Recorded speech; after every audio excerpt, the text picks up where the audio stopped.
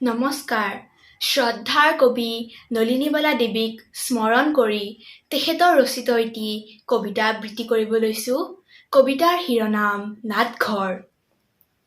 বিফলতা লৈয়ে এই ৰচিলোঁ জীৱন গীতি, সৰি পৰে দুচকুৰ নীৰ, বিশাল বিশ্বত মাথো নয়নৰ লোৰে, মোৰ উপচিল সাগৰৰ তীৰ। জীৱন সপোন স্মৃতি দিঠকৰ, মৰীচিকা ছয়াময়া ছবি সপোনৰ, জীৱনৰ অৱশেষ বিফলতা হা হুতাহ, জোখমাখ আপোন পৰৰ।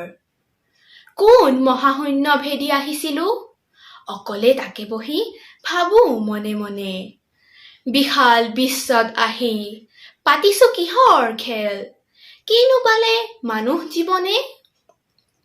জীৱন নাটৰ ভাও কতনো কৰিলোঁ শেষ, কৰি গলোঁ কত অভিনয়, কতজনে কত ৰূপে জীৱনৰ ভাও দি দি ভাঙি গল মাথোন হৃদয়।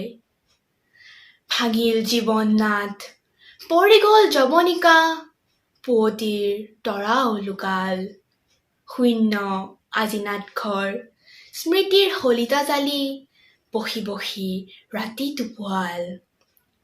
কত দিন কত ৰাতি, কত উৎসৱ গীতি, কত মৰণৰ হাহাকাৰ, ৰূপৰ তুলিকা ধৰি আকৌ নিতে ছয়াছবি, ফুটি উঠে ৰূপ লীলাদাৰ। জীৱনৰ ভাও লৈ লাগিছে বেজাৰ আজি, ভুৱা দেখি লাগিছে ভাগৰ, সাগৰৰ বালিতে সাজি ধেমালিৰ বালিঘৰ, পাহৰিলোঁ ৰূপ সাগৰৰ।